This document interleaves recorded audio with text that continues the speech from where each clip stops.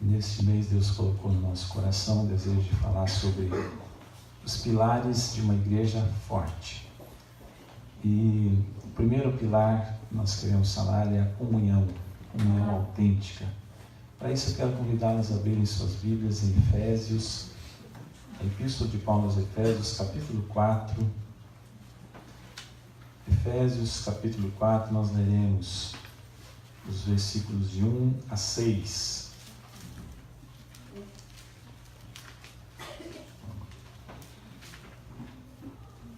Efésios, capítulo 4, versículos de 1 a 6. Assim diz a palavra do Senhor. Rogo-vos, pois eu, o prisioneiro no Senhor, que andeis de modo digno da vocação a que fostes chamados, com toda a humildade e mansidão, com longanimidade, suportando-vos uns aos outros em amor, esforçando-vos diligentemente por preservar a unidade do Espírito no vínculo da paz. Há somente um corpo e um Espírito, como também fostes chamados numa só esperança da vossa vocação. Há um só Senhor, uma só fé, um só batismo, um só Deus e Pai de todos, o qual é sobre todos, age por meio de todos e está em todos. Glória a Deus pela sua palavra. Vamos orar mais uma vez, queridos, pedindo agora a iluminação do Espírito Santo de Deus sobre as nossas vidas. Deus, como dissemos no início, é maravilhoso estar na tua presença, maravilhoso poder ouvir a tua voz, cantar louvores a ti, ó Deus. Nesse instante queremos dizer que é maravilhoso podemos estudar a tua palavra, Senhor. Obrigado por essa chance que o Senhor nos dá, por esse lugar aconchegante, por essa liberdade, porque podemos estar aqui. Pedimos a Deus que a graça do Senhor se manifeste a todos que estão aqui nesse templo. O Senhor abençoe aqueles que estão acompanhando esse culto, esse momento pela internet, e aqueles que porventura assistirão depois. Que o Senhor fale aos seus corações. Muito obrigado. Essa nossa oração que fazemos, entregamos a Ti, na expectativa da ação do Senhor. E no nome do Senhor Jesus Cristo. Amém, Senhor. Meus queridos, a nossa igreja está experimentando o que nós podemos chamar de um processo de revitalização. Revitalizar é trazer à vida aquilo que está morto, está semi-morto, está capengando, está com dificuldades. Então estamos num processo de revitalização. E nesse processo de reconstrução, é imprescindível o resgate de alguns pilares fundamentais da Igreja do Senhor Jesus Cristo. Sem esses pilares, sobre os quais falaremos neste mês de agosto, jamais teremos uma igreja forte. Isso nós vamos falar, pilares de uma igreja forte. Sem os pilares fundamentais, ou sem estes pilares fundamentais, nós seremos uma igreja fraca, anêmica, volúvel, instável, débil, que dificilmente cumprirá o seu propósito aqui na terra. E o primeiro pilar que nós queremos abordar nessa noite é a comunhão. Na realidade, a comunhão autêntica. Não é qualquer comunhão. Comunhão autêntica, verdadeira, profunda, sincera, genuína e intensa. É sobre esse tipo de comunhão que nós queremos falar. Nós vamos aproveitar exatamente o primeiro domingo do mês, em que nós celebramos a Santa Ceia do Senhor, que já está posta aqui. Santa Ceia, que expressa de uma maneira magnífica e ilustra perfeitamente a nossa comunhão com o Senhor. Por isso nós colocamos esse sermão sobre comunhão exatamente hoje. Esse texto que nós lemos, queridos, ele é muito rico. Ele está dentro de um capítulo extraordinário das Sagradas Escrituras, Efésios 4. Muitos autores, estudiosos, dizem que ele pode ser assim, um resumo do que é o Evangelho. Efésios 4 é extraordinário. E aqui o apóstolo Paulo então apresenta, queridos, a razão teológica para vivermos em unidade como o corpo de Cristo. Em suma, para resumir, depois nós vamos ampliar esse estudo, mas em suma, o que ele diz aqui, queridos, que a principal razão da comunhão da igreja é o fato de termos o mesmo Pai e sermos da mesma família. Que razão maior do que essa? Nós temos a nossa comunhão, para fundamentarmos a nossa comunhão, temos o mesmo Pai, pertencemos à mesma família. Em Cristo somos um e por causa de Cristo devemos ser um.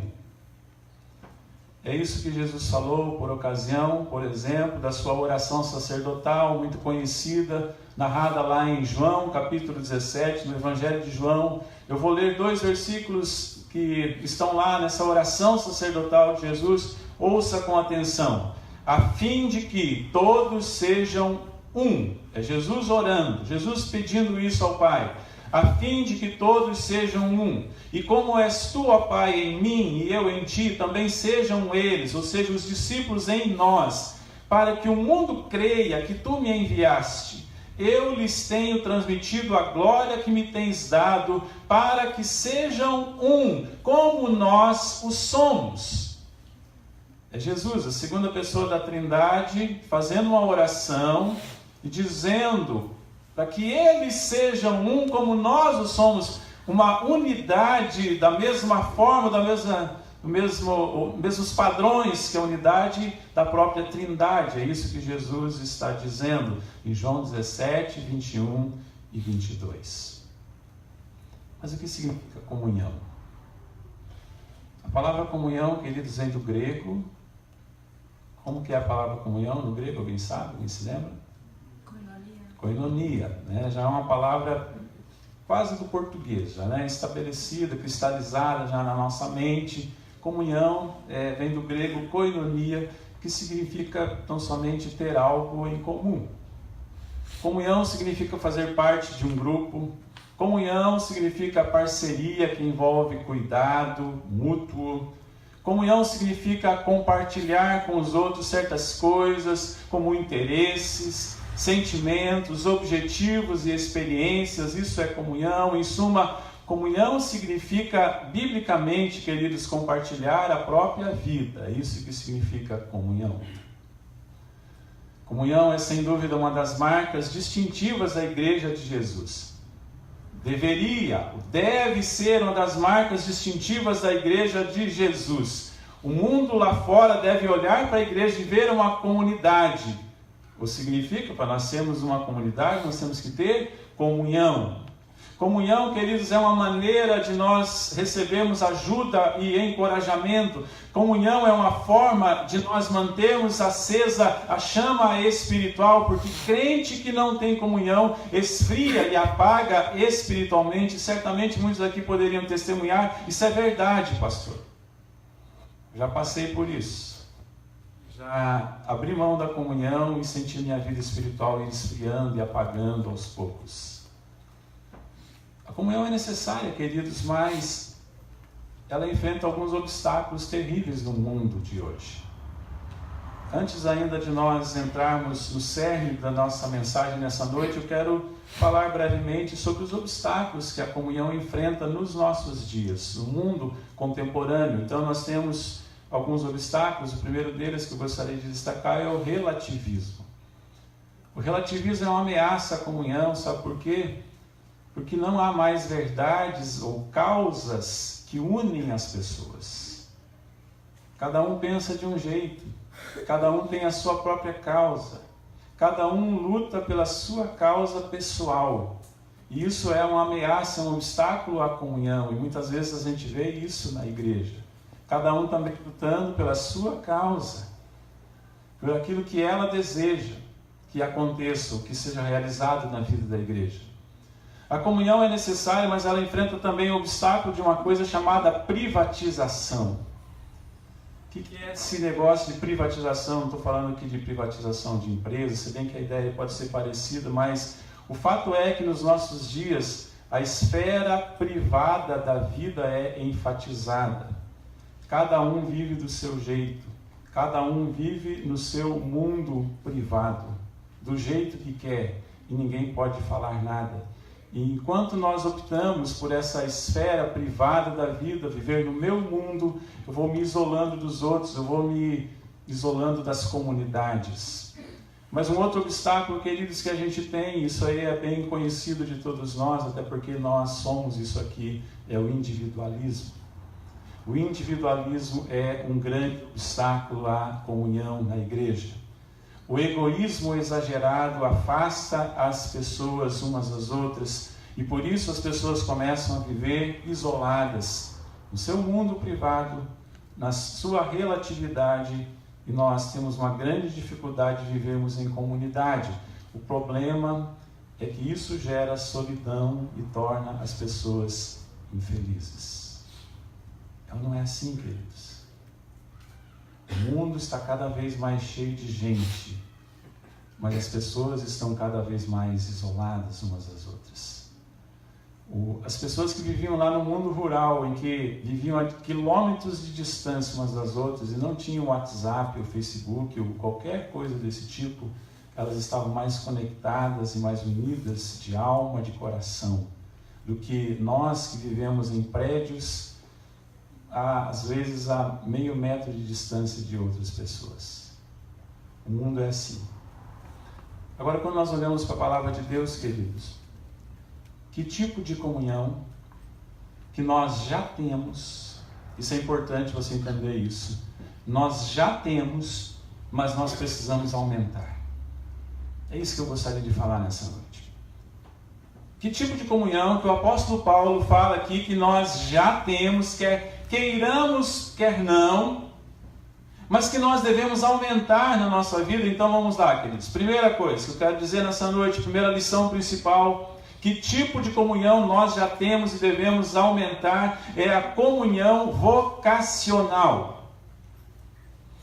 Comunhão vocacional. Olha só, veja comigo o versículo 1 de Efésios 4, diz assim: rogo-vos, pois eu, o prisioneiro no Senhor, que andeis de modo digno da vocação a que fostes chamados.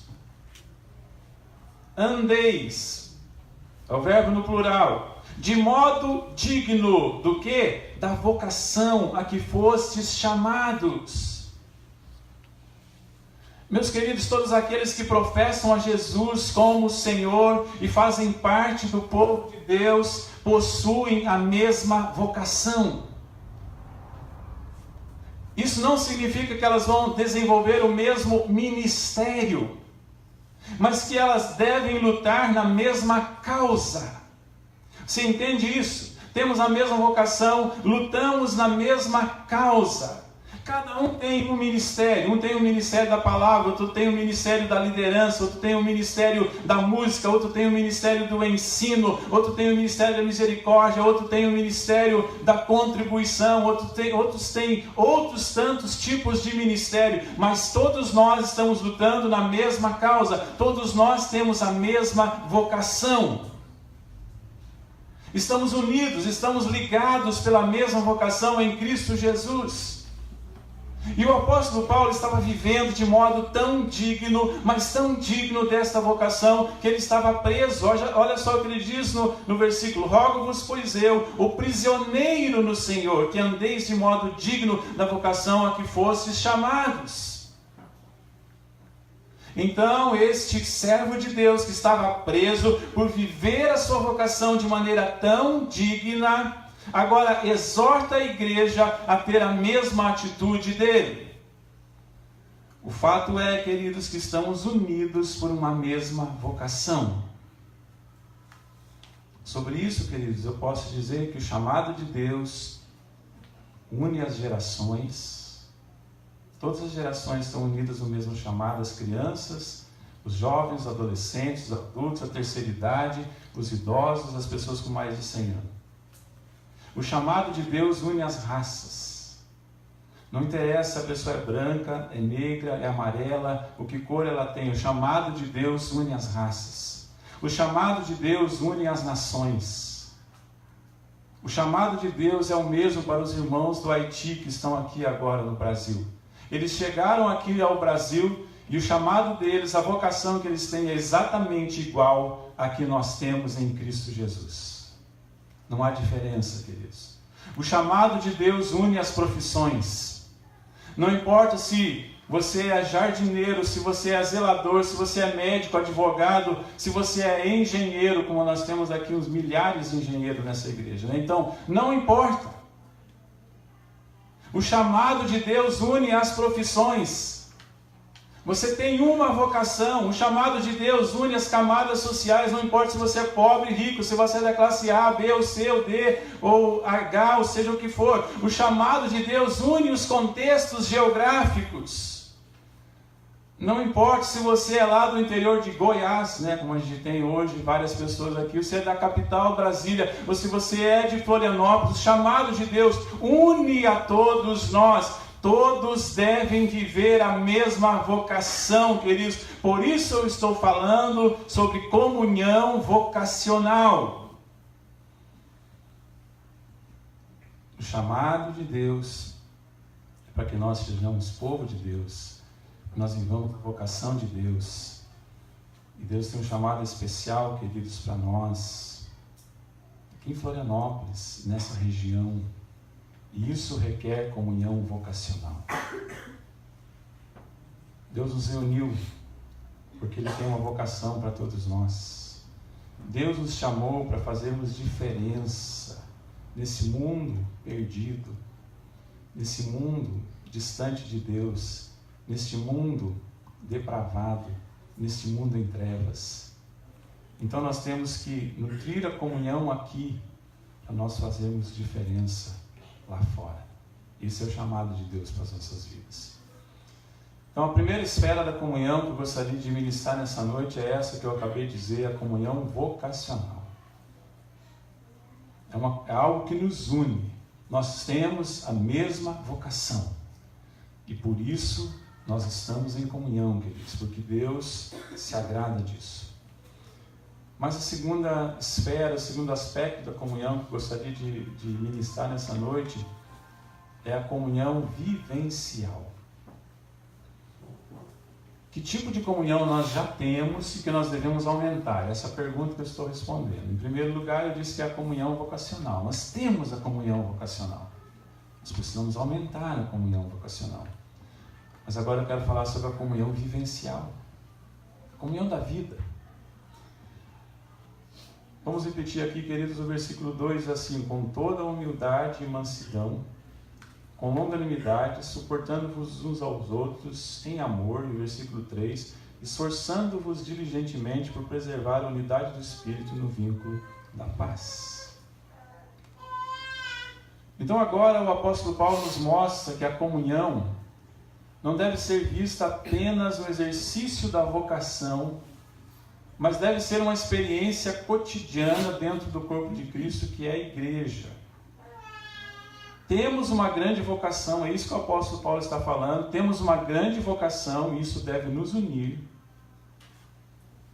A comunhão autêntica é um dos pilares de uma igreja forte. Paulo fala isso, frisa isso, mas muitas vezes a linda comunhão vocacional que nós temos é complicada pela falta de comunhão vivencial. Por que nós não somos tão efetivos em cumprir a nossa vocação unidos? Por quê? Porque há fatores complicadores da nossa comunhão vivencial. E é isso que o apóstolo Paulo então fala nesses dois versículos. E aqui nós temos que entender, queridos, que nós não podemos compartilhar apenas o trabalho, a vocação, mas a vida, é isso que Paulo está dizendo. E é claro que Paulo enxerga que as pessoas são diferentes. E é óbvio que as pessoas que compõem a igreja são diferentes. Eu temo que às vezes a gente tem dificuldade de entender isso, que as pessoas são diferentes. Então vamos lá, vamos fazer um exercício aqui. Quero que você participe, tá? Vou tomar uma aguinha antes, se prepare aí porque você vai participar ativamente. Não vai precisar falar, tá? Não vai precisar levantar, só levantar a mão. Quero provar para vocês que vocês são diferentes. Para quantos aqui a cor azul é a favorita? Levante a mão. Não são todos. Vocês estão em pecado, né? A cor azul não é a favorita de vocês, é a minha. Para quantos aqui a praia é o destino favorito nas férias? Levante a mão. Ninguém de Florianópolis levantou a mão? Só Irani.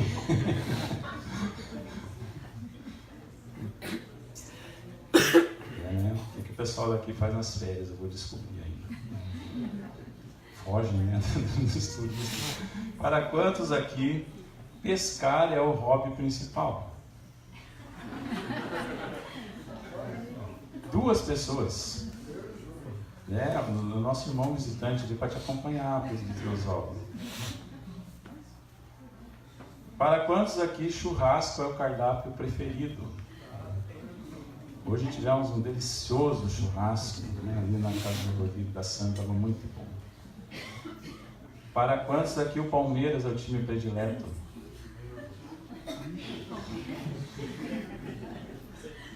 Fiz questão de fazer essa pergunta só para eles provarem para a gente provar que eles são a minoria.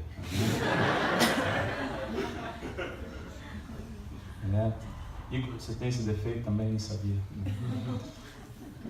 Para quantos aqui passear no shopping é o passatempo preferido?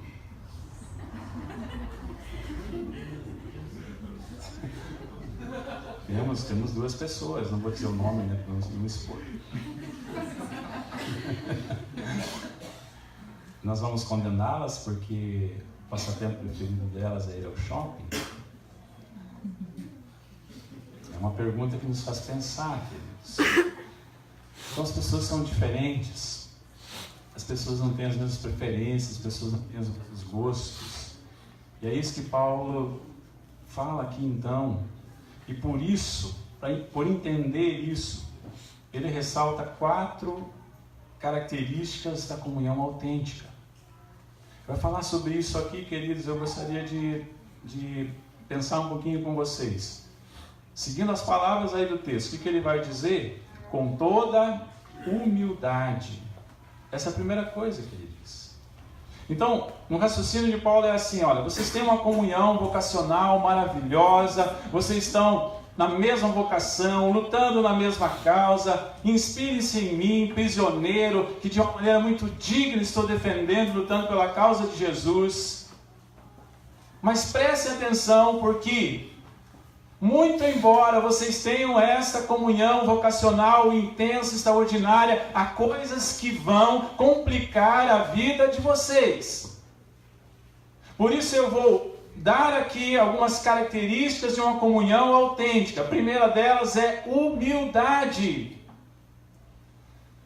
Meus queridos, a humildade é essencial para a unidade. A humildade é essencial para a comunhão. Olha só uma frase interessante do grande teólogo já falecido, John Stott. O orgulho fica espreitando por detrás de toda discórdia.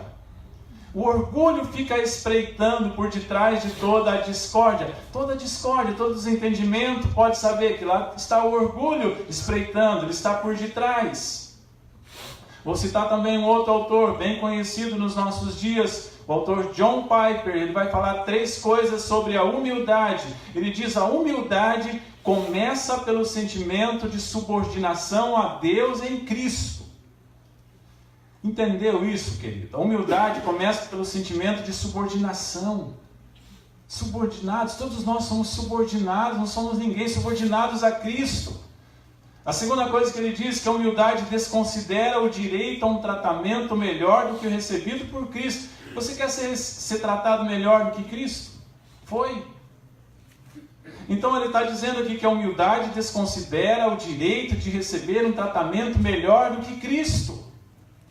E a humildade, segundo ainda o John Piper, sabe que depende da graça para conhecer, crer, agir e viver. Ou seja, a pessoa humilde sabe que ela depende da graça para quê? Para conhecer a Deus, crer em Deus, agir e viver. Ou seja, tudo é pela graça. E quando nós entendemos que tudo na vida é pela graça, a gente tem que baixar a bola e entender que não somos nada.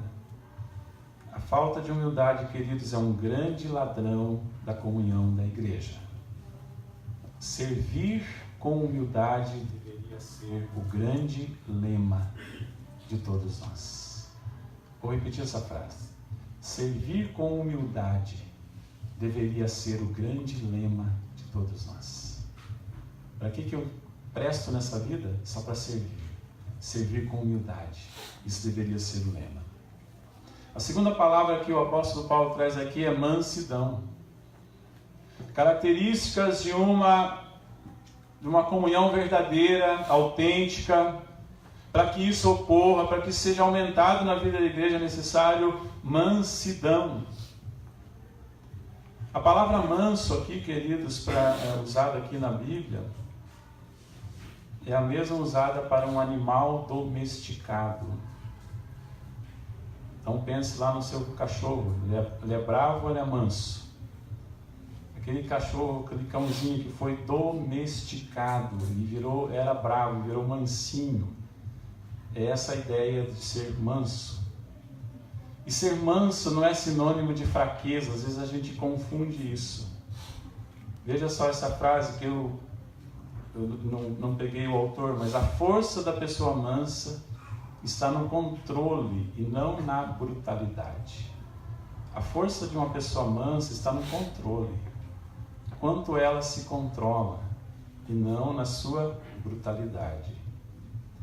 Os relacionamentos na igreja, queridos, exigem mansidão.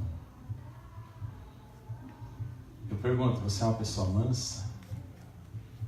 Eu estou me lembrando aqui de uma vez que eu irritei uma pessoa por ser alguém manso. Você acredita nisso?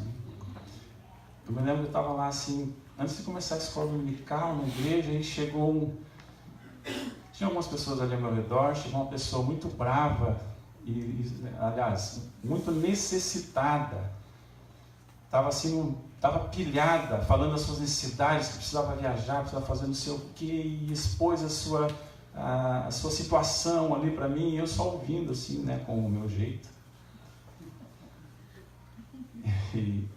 E aí ele falou, eu disse lá não sei o que, assim, com muita calma, e aí ele ficou bravo comigo. Ele disse, eu chego aqui, estou cheio de problemas, não sei o quê, e aí encontra esse pastor com cara de calmo aí, né? E daí ele ficou bravo com a minha calma, né? Com a minha mansidão, porque ele queria que eu entrasse na pilha dele, que eu queria que eu ficasse tão nervoso quanto ele. Eu falei, calma aí, nós vamos ajudar você, mas eu não preciso deixar de ser manso como você está deixando. Mansidão, queridos. Queria dizer para você, seja manso, seja bondoso, seja gentil. Não é o filme da Cinderela, viu? Mas não sei se você se lembra lá do conselho, né? Que a menina recebeu. Seja manso, seja bondoso, seja gentil. Isso evitará conflitos. Isso gerará um ambiente positivo. Isso trará melhores resultados na igreja. Terceira palavra que o apóstolo Paulo usa aqui é longanimidade. O que é longanimidade? Longanimidade, queridos, é suportar com paciência situações e às vezes pessoas difíceis. Não há comunhão sem longanimidade. Ser uma pessoa longânima significa ser uma pessoa resiliente, para usar uma palavra da moda, né, dos nossos dias. Significa suportar pressões, significa não arrebentar com facilidade. Essa é a ideia, né, do resiliente, como se fosse um elástico que estica bastante e não arrebenta. Significa não desistir. É isso que é ser longânimo. Então eu quero dizer para você, queridos, nessa questão da caminhada com comunhão, a caminhada de fé exige longanimidade. Segundo o autor Eugene Peterson, a vida cristã é uma longa obediência na mesma direção. É uma longa obediência na mesma direção. Não é algo para 5 meses, não é algo para 5 anos, não é algo para 10 anos, é algo para a vida toda. Uma longa obediência na mesma direção. Isso requer longanimidade. Deixa eu dizer para você, a permanência na igreja requer longanimidade, porque você vai ter vontade de sair em alguns momentos, você vai ter vontade de deixar, você vai ter vontade de torcer o pescoço de alguém, mas a longanimidade, queridos, vai te manter nesse caminho.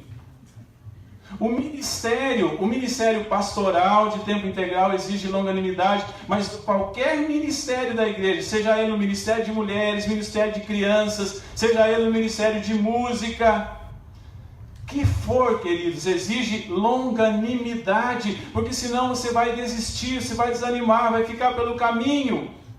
A revitalização de uma igreja, que é esse processo no qual nós estamos, exige longanimidade pastoral, longanimidade da liderança da igreja, longanimidade de todos os membros, essa paciência para aguentar os momentos difíceis, até que a gente possa estar lá no futuro, colhendo com alegria o que estamos plantando hoje com lágrimas. Mas exige longanimidade. Mas se você não é longânimo, o que você pode fazer? Desistir, ir embora? Não, daí eu quero lembrar você que longanimidade é uma das características do fruto do Espírito. Então, se você não é longânimo, tem alguém que pode te ajudar. Ninguém mais, ninguém menos do que o Espírito Santo. Então você vai deixar o Espírito Santo agir em você, e ele vai tornar você uma pessoa longânima. Mas aqui também, queridos, tem uma outra palavra, que é suportando-vos uns aos outros em amor. Eu vou usar aqui a palavra suporte de uma maneira principal no sentido de tolerância, tá? Não há comunhão sem tolerância. A lei da tolerância zero não se aplica à igreja de Jesus. Porque a igreja de Jesus é baseada na misericórdia, é baseada na graça. Mas a palavra aqui, queridos, também pode ter o significado de suporte, não só de tolerar, mas de suportar. E aí significa dar suporte, ser sustentável, ser fonte de encorajamento. Tudo isso são expressões da comunhão da igreja. Tudo isso é papel da igreja.